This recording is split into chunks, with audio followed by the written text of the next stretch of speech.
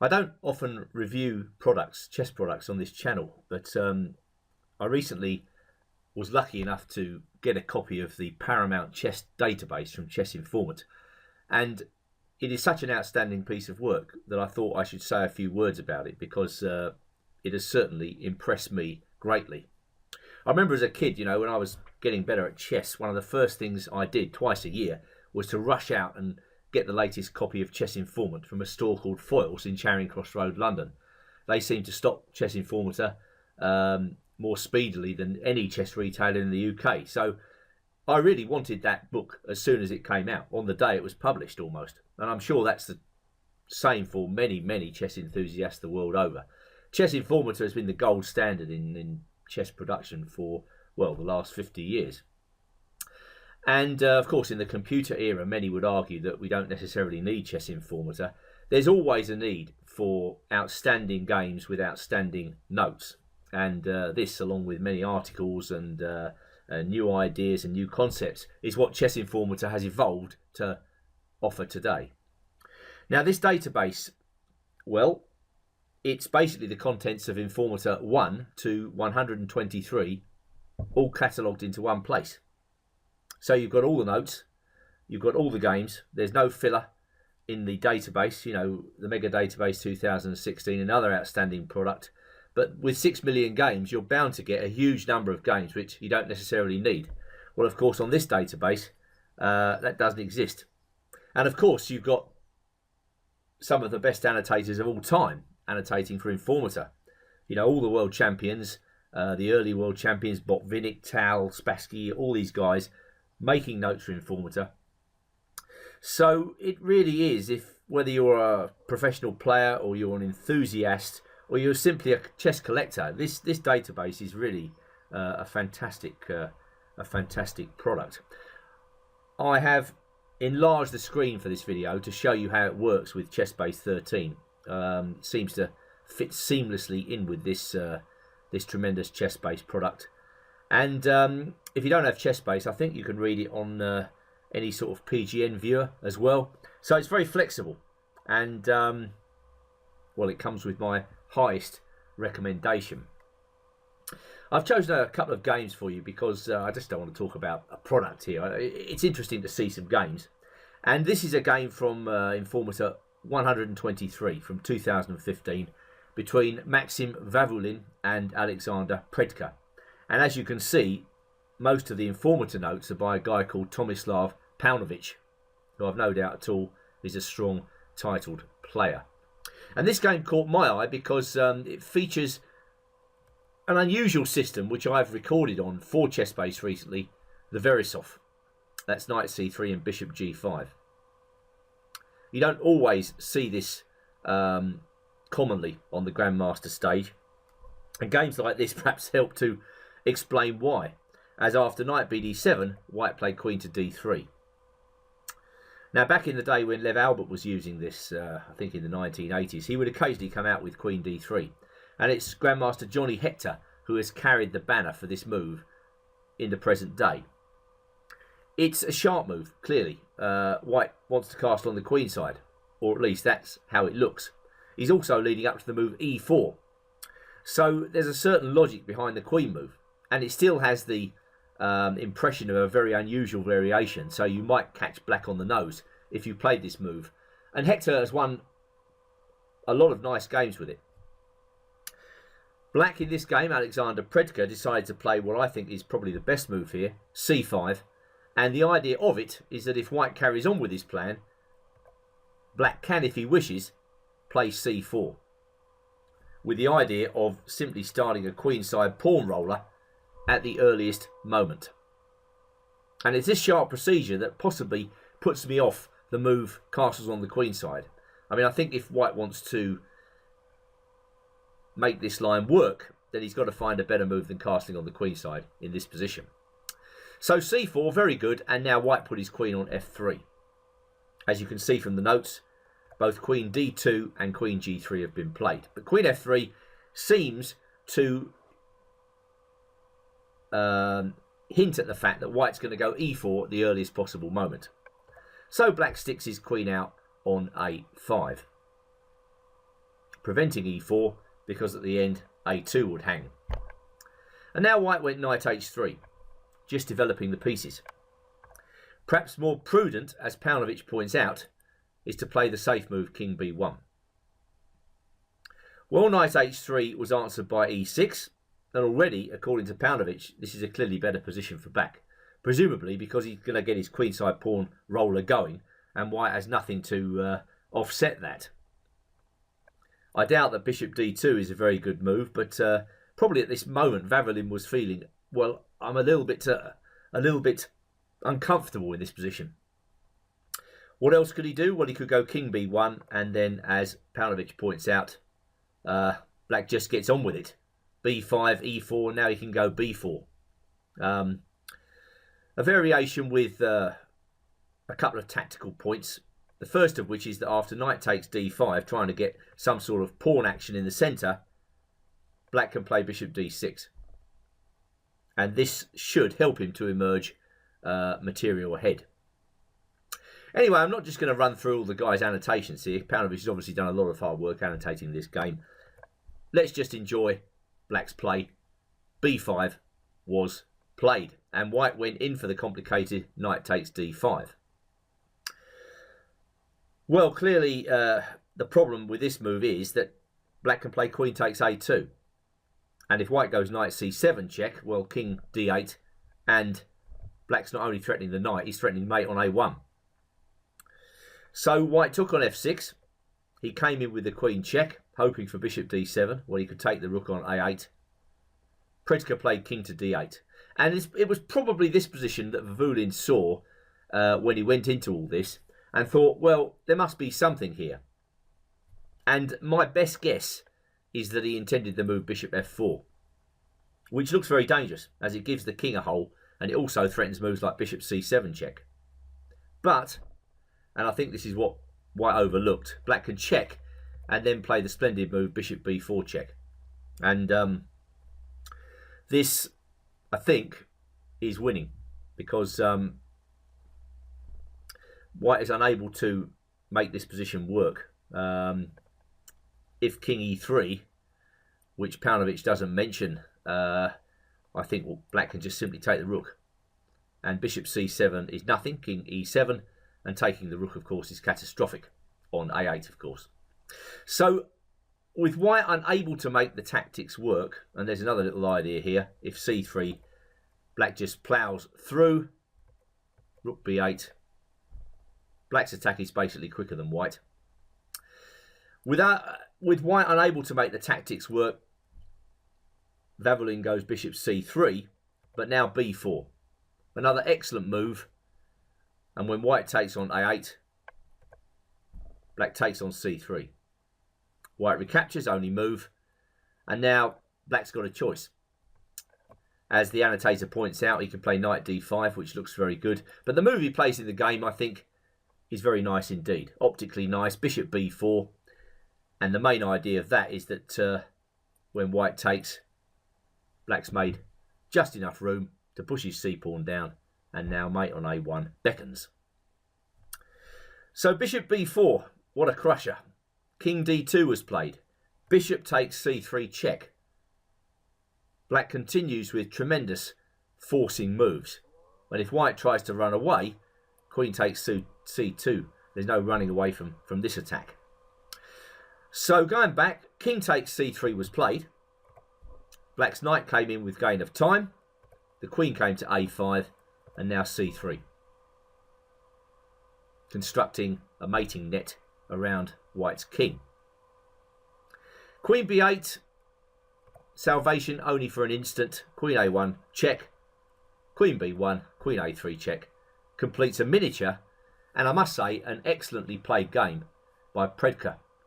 So, I would say that those of you who want to play queen d3 have got to go back to the drawing board, because after c5 you've got to find a better move here than castling on the queen side. We're just switching games now. One of the nice things about obtaining this database was that it gave me the chance to reconnect with some of my own games, which I annotated for Informant long ago. Since I've been teaching chess in schools and coaching young people and adults, it's taken a bit of the gloss off my game. So it gave me a bit of a confidence boost to actually see some of my games and remember what it was like to play chess at a high level. And this game I want to show you is from the British Championship in 1991. And it's interesting because it features one of the opening surprises I featured in my book Secret Weapons, which I wrote around that time. Nowadays, in the computer era, it's more and more difficult to surprise an opponent in the opening. I mean, if you play a new move, it's around the world in one day, and you know, the improvement can be found the same day the move was played almost. So whatever opening surprise you come up with these days, it's got to be completely permanent. I would cite something like the Berlin defence to the Ruy Lopez as one of that category of opening surprises. You know, we'll recall that Kramnik used it to beat Kasparov in their World Championship match in 2000. And since then, it's become staple fare. Nobody's been able to find any sort of way to dent the black setup. And what was a surprise has become mainline fare 15 years later. Anyhow, returning to 1991, as I say, I had written this book, Secret Weapons, and one of these weapons was featured in the main line of the King's Indian defence. And in this game, my opponent was a former British junior champion, a FIDE master, Richard Britton, who I knew played the King's Indian habitually. I think he might have beaten me with it on one previous occasion.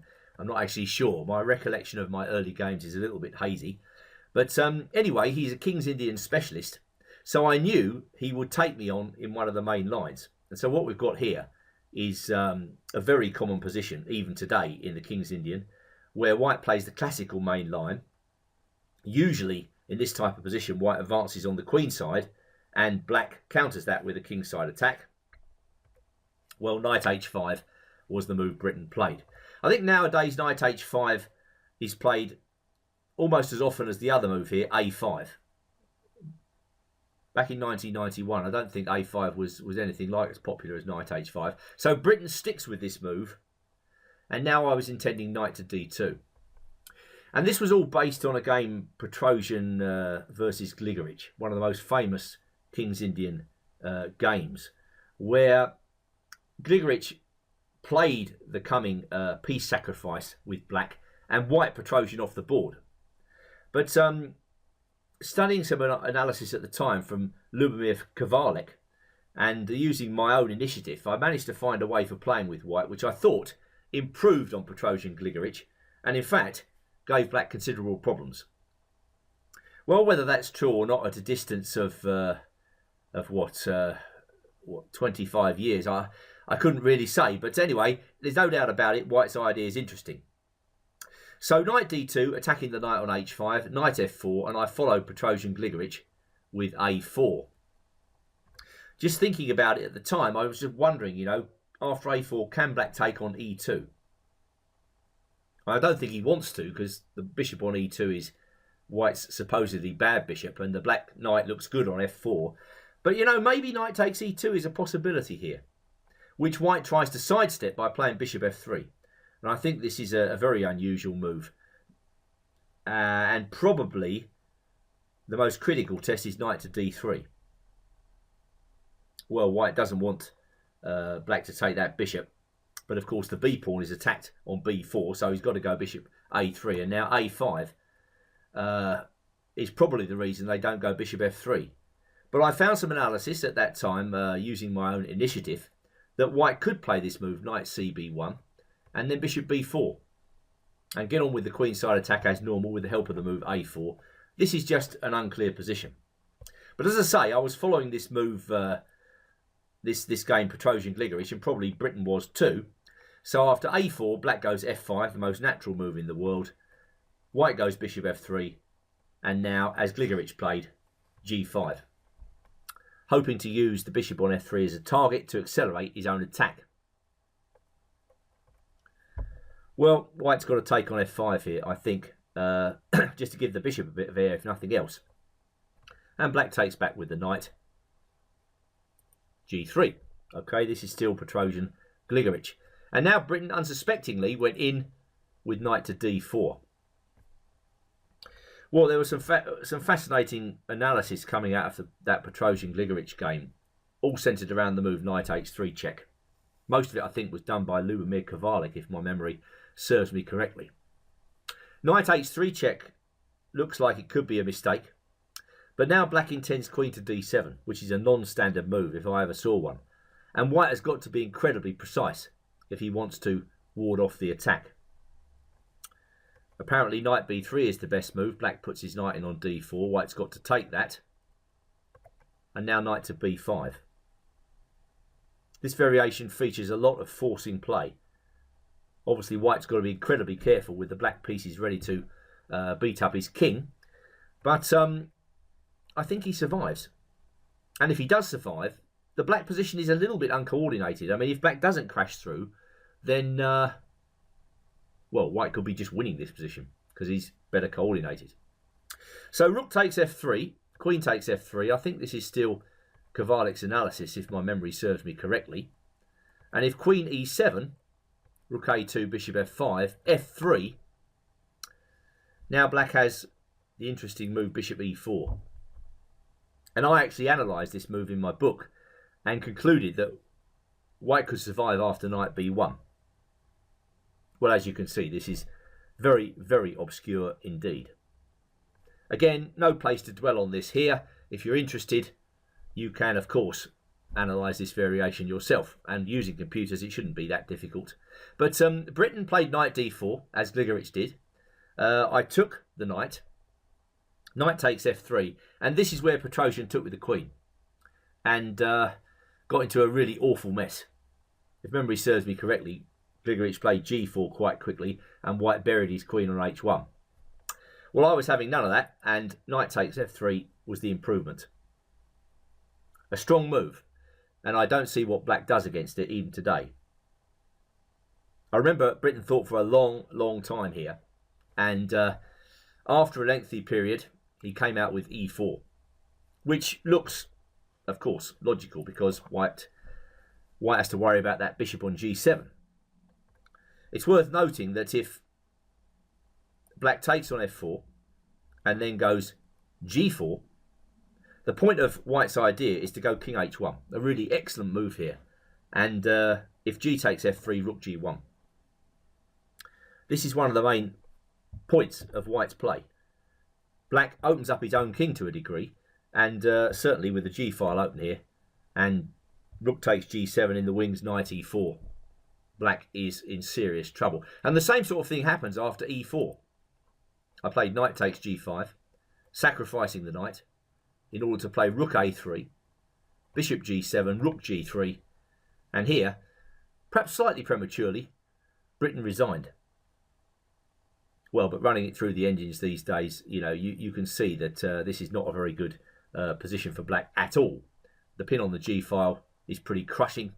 There are ideas of knight takes h7 in the wings. And just to show you how you might run an engine with this database, let's stick my default Kibitzer Deep Fritz 14 on. And it's showing, what, plus 2.4 is the best black can do. Black's just got too many weaknesses to nurse in this position. I mean, let's just go down one of the main lines here. Queen to e7.